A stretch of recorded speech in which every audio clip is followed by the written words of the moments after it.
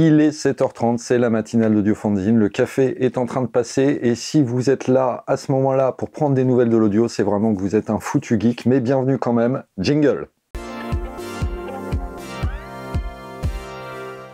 Et on commence cette matinale, avant même les news de la semaine, par deux choses. La première, c'est de vous rappeler de vous abonner au channel Audiofanzine, hein, parce que nous on aime bien avoir des abonnés, c'est comme ça qu'on se signale à vous, et puis comme ça qu'on a de plus en plus de monde qui voit nos vidéos. Et deux, je voulais vous annoncer, avant de démarrer les news, le gagnant du concours Audienne qui a eu lieu il y a quelques semaines, et qui n'est autre que Antonin Guéfif, ou Guéfif, je sais pas comment ça se prononce, mais le garçon doit être habitué à ce qu'on écorche son nom, donc il m'en voudra pas.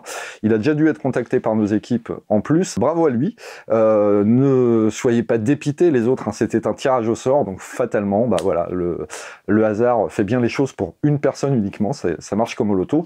Sur ce, on passe aux news de la semaine, avec première news, et c'est pas une news de la semaine, c'est une news il y a 3 semaines, et je suis bien désolé qu'elle manque un peu de fraîcheur, mais je suis encore plus désolé de ne pas vous en avoir parlé plus tôt, parce que c'est un produit qui m'a semblé intéressant et qui est passé complètement sous mon radar, qui s'appelle Effect Grid, d'une marque qui s'appelle Effect Grid.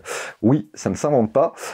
Et c'est quoi? C'est un plugin qui permet de charger d'autres plugins, une espèce de, comme son nom l'indique, de grille. Alors en fait, c'est un hôte à plugin qui prend le signal, le découpe en 3 bandes, et chaque bande est découpée en 3 niveaux d'amplitude. Et pour chaque intersection de bande et d'amplitude, vous avez un slot qui permet de charger 3 plugins d'effets.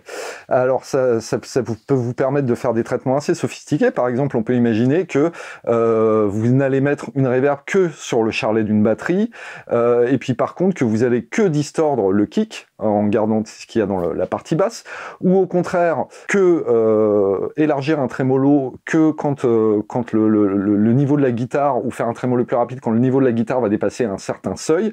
Voilà, ça permet de faire ce genre de dinguerie, d'autant que rien ne vous empêche de charger un Effect Grid dans Effect Grid, que chaque pad a sa propre sortie audio, ce qui vous permet encore de faire des traitements derrière. Bref, ça ne demande qu'à être utilisé à des fins créatives. J'imagine qu'il y a plein de possibilités d'utilisation. Moi, j'ai trouvé ça très chouette, et en plus, ça vaut pas grand-chose, ça vaut 45 $ à essayer.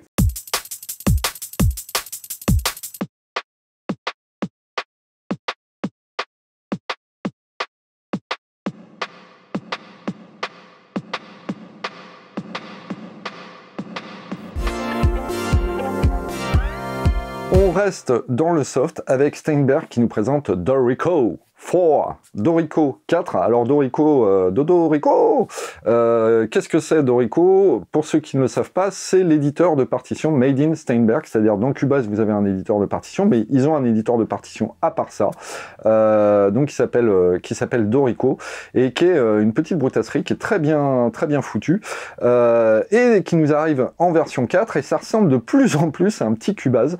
Figurez-vous que pour cette version 4, ils ont carrément intégré un piano roll, et comme ils ont bien conscience que la musique ne se fait plus comme au 19e siècle ou auparavant, à partir de partitions uniquement, mais que souvent elle est composée à même des instruments électroniques dans des home studios ou sur des claviers de contrôle, ils ont vachement soigné les fonctions d'import MIDI, avec une reconnaissance intelligente, et puis même une transposition MIDI polyphonique, que ce soit une transcription que ce soit dans l'import MIDI ou même audio.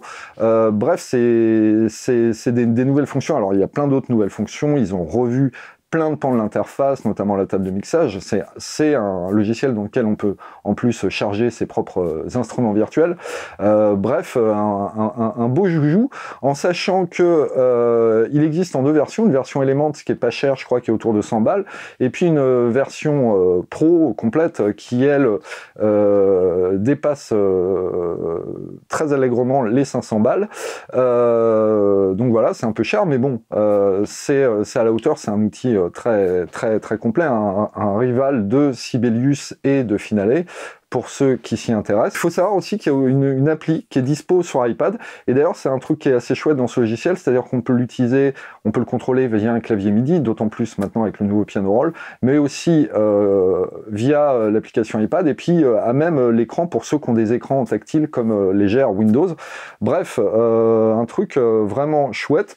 Et la bonne nouvelle en plus de tout ça, c'est que Steinberg abandonne l'e-licenser, le fameux dongle qui nous bouffait un port USB, hein. Ça tombe bien parce que quand on voit que sur les derniers MacBook, il y a juste un port MIDI, un port USB, pardon, c'est juste pas possible. On branche une souris, ça y est, c'est full.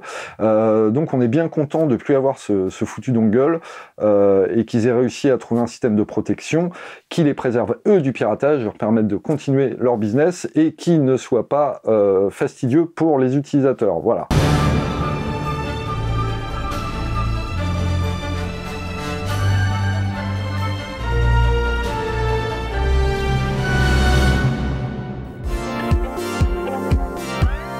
Et on continue cette matinale avec Roland. Roland qui nous présente l'Aerophone AE20. La série Aerophone, pour ceux qui ne la connaissent pas, c'est une série d'instruments avant électroniques. On connaissait l'AE30.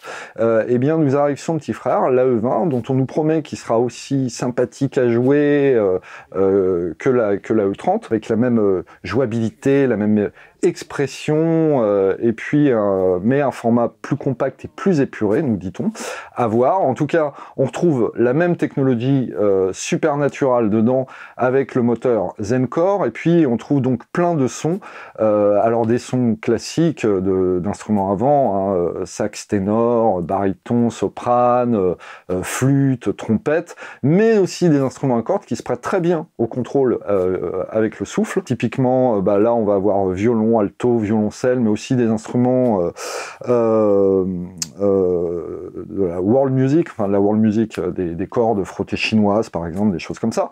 On a en effet chorus, délai, reverb, bref, rien que du très classique. La possibilité de personnaliser la façon dont agit le capteur de souffle, comme la morsure, et puis de configurer le doigté que l'on veut, hein. C'est important pour s'adapter aux différents instrumentistes. On a un haut-parleur intégré, une sortie sur mini jack, une sortie audio sur jack 635, et de l'USB et de l'audio qui peuvent passer par le biais d'une connectique USB-C, donc ça peut vous servir de contrôleur pour piloter n'importe quoi, et tout ça, ah oui, il y a du Bluetooth aussi, pardon, en norme 4.2, et tout ça pour la modique somme de 1000 $. Je sais, c'est pas donné, mais bon, les instruments avant ne sont pas donnés de manière générale, et le fait de pouvoir piloter des sons de synthé, des sons de guitare, des sons de ce que vous voulez, quand on est instrumentiste avant avec ce genre d'appareil, c'est quand même assez génial. Et je tiens à souligner quand même, à féliciter Roland là-dessus, parce que ils font partie de ces gens qui continuent de s'intéresser, à se dire il n'y a pas que les claviers et les guitares qui existent dans le monde. Alors ils sont présents effectivement sur la guitare MIDI, ils font des batteries MIDI, ils font des accordéons MIDI, et ils font des aérophones. Merci à eux de s'intéresser au spectre plus large des musiciens.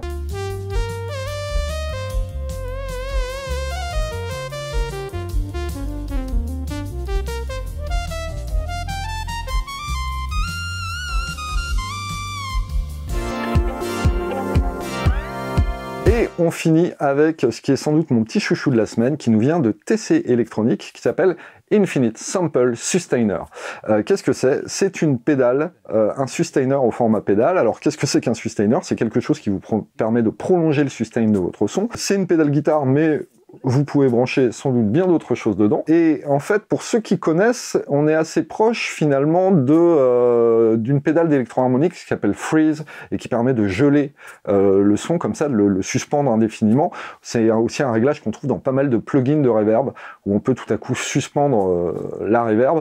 Elle ne s'arrête jamais, elle reste figée. Sauf que là, on a beaucoup plus d'options pour faire ça. On peut déjà compter sur quatre modes de sustainer différents, dont le mode infini. infini. On a un réglage pour définir comment les notes entrent en fondu ou pas, un réglage qui s'appelle fade in. On a évidemment la possibilité de régler le déclin de tout ça, le niveau de tout ça. Et puis donc je vous disais, on a 4 modes dont le mode infini. On a 3 espaces pour les fameux tone print de TS Electronics, c'est-à-dire c'est des presets perso que vous pouvez bâtir de façon assez sophistiquée via une appli dédiée. Et là où c'est très sympa quand même, c'est qu'ils ont même rajouté une petite reverb issue de la Hall of Fame. Et là où c'est encore plus sympa, c'est qu'ils ont même intégré à la pédale une boucle d'effet. C'est-à-dire que le son que vous suspendez comme ça, bah, vous pouvez encore le traiter par un autre jeu de pédale. Donc moi, je trouve ça vraiment très intéressant. J'ai hâte d'entendre ce que vous allez pouvoir faire dans vos home studios ou sur scène avec ce genre de joujou.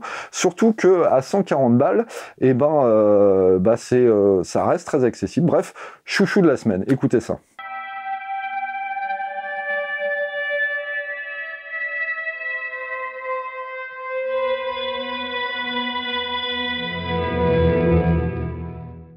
Et voilà, c'en est fini de cette matinale. Évidemment, je dois vous dire de commenter cette émission, de partager cette émission et de liker cette émission, de vous abonner au channel évidemment aussi. Et puis j'en profite d'ailleurs pour vous demander si il y a des évolutions que vous aimeriez bien voir dans l'émission.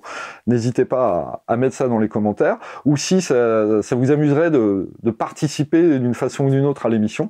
Voilà, n'hésitez pas à nous dire ça en commentaire, on y réfléchit.